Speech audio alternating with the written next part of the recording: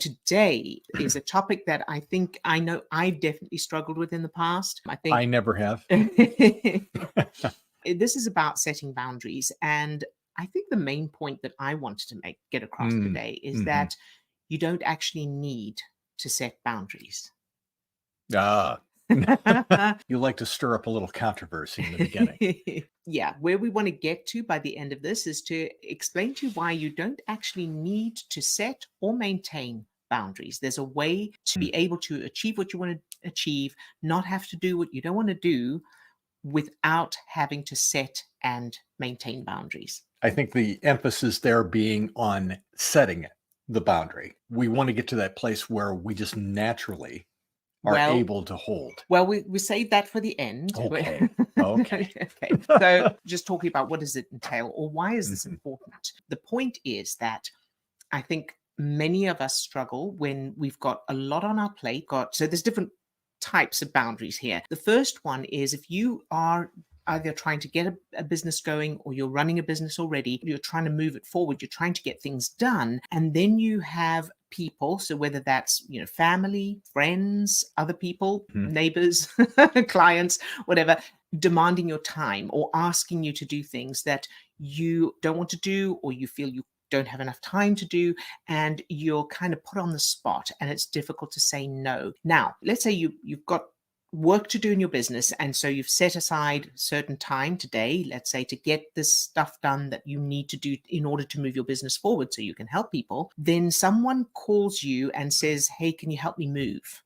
Or, can you do this for me? Come out with us, whatever it is. Now, if in that moment you think, okay, well, I could do this tomorrow or later, and it'd be nice to help them out. It'd be nice to help them move. That would feel good. Fantastic. That's fine. You don't need to set any boundaries then, because you are making that choice because it feels good, and you're thinking intellectually, you're making that decision based on what you can do. If, on the other hand, the same situation, that person calls you and says, can you help me move? Or, will you come out with us? And you feel, no, I can't. And inside you're feeling torn. You feel bad to say no, or you feel you can't say no, or you feel like you're going to have to do it. Then you have a boundary problem, right?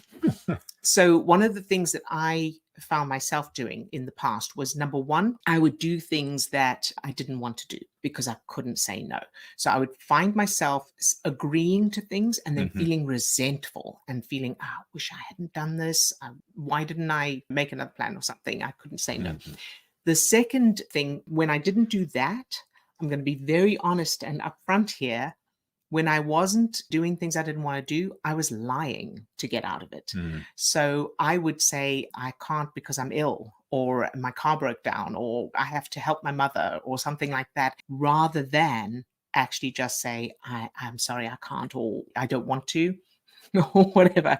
I would lie instead. Yeah, I don't want you hanging out there on your own with that one, and I engaged in some of those kind of things myself as well. There was almost an automatic feature to that it clicked in. You found yourself engaging in being dishonest or creating some kind of an excuse that wasn't real, and then feeling bad on top of that. It's like, why did I do that? And now you've just added that much more pressure, and now I've got to try to keep the falsehood alive, all because for whatever reason, we'll talk about this in a little bit. At that point, you were doing this and it just didn't seem to make any sense. Why can't I just say no? Right, exactly. And some people can, right? Some people can just say, absolutely. Some no, people. And I think that, we're addressing that behavior. And I think it's a pretty common thing, especially for those of us that are in that profession. We're coaches. We're out there wanting to help people. Right. We are just naturally people that want to help.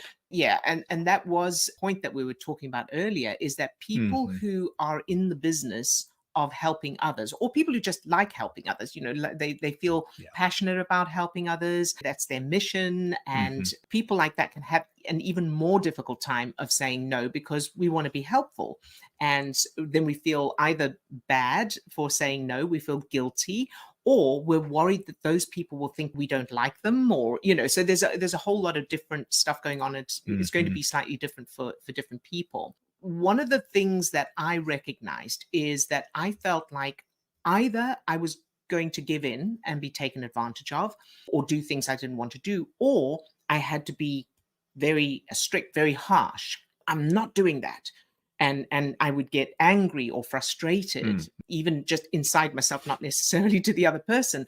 But it was this thing of, I've got to be, strong. I've got to be strict and I've got to be harsh. And no, I'm not putting up with it. Zero tolerance of that kind of thing. And what I realized is that it doesn't have to be where either you are giving in or you're being harsh and stressed and negative. It can be, I'd love to help, but unfortunately I can't today.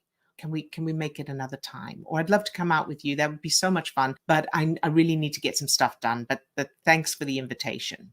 Yeah. Yeah. And I know for myself that I wasn't necessarily ever in that position of feeling harsh. Again, that background knowing of who I was as a person and that you shouldn't be this way. And there's all of these kind of background things that set up this self-image of I couldn't be that way to other people. And I know that in an earlier iteration of my business, another business that I was involved in, I would regularly, people would be coming in and asking me to do things.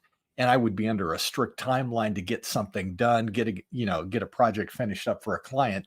And I would feel this need that I had to just cave in or I had to accommodate them. And it was a free job or something that these were asking me to do. And I couldn't just be able in that space to have the power or being empowered enough to respect my own time, respect what I needed in that moment to be able to say, could we do this another day? There was just this innate feeling that if I said no, something bad was going to happen. Right. Yes, absolutely. And we don't necessarily know what that bad thing is. And that brings me to the other point we wanted to make is that being taken advantage of or setting boundaries can also be financial and doing things for free, people asking for things for free or for a discount, that kind of thing. I wanted to say about the knock-on effects. So in other words, if you aren't able to have those boundaries, then how difficult will it be to move your business forward? What people won't be helped by you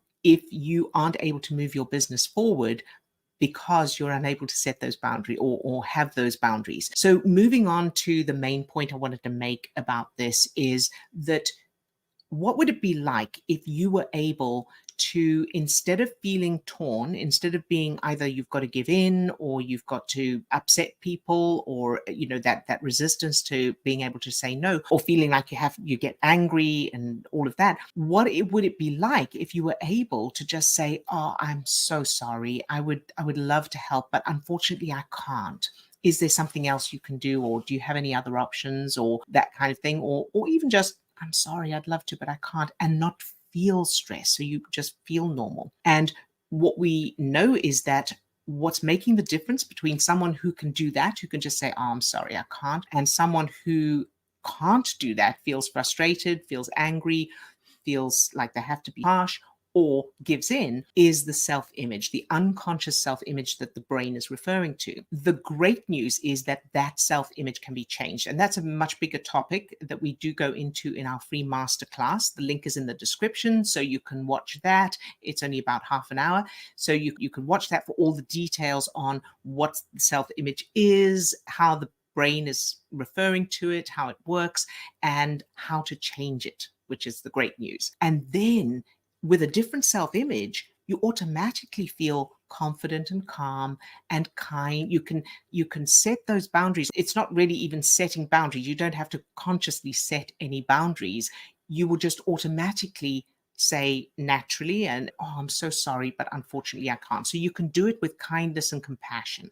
Yeah. And if we have a minute here just to kind of talk about experience, I know that I probably had that lifelong pattern. And now we have a little bit better understanding of what that was that unconscious bit, that self-image that was running in the background that kept driving this inability to set good boundaries. Now on the backside of that, what it feels like to be in a space of feeling that sense of empowerment and being able to really feel that it's like I can be in that place of respecting myself And I can honestly and authentically let people know what I feel like I need in that moment, what the business, what we need to be doing right now in the moment, and not to feel the old drive, that old pain, or that fear that something bad was going to happen if I didn't just cave in or if I didn't say yes to whatever, but to be able to actually tell people what it is that I need in the moment and to be able to respect that in myself. And I think that has changed everything. And it's allowed me to be more effective in what we're doing in the business, because that part of my brain that was always living in that place of fear of what are other people going to be thinking, or that I'm living in this state of not having those good or healthy boundaries. I'm now in a place of being able to have that sense of empowerment, and that's moving everything forward.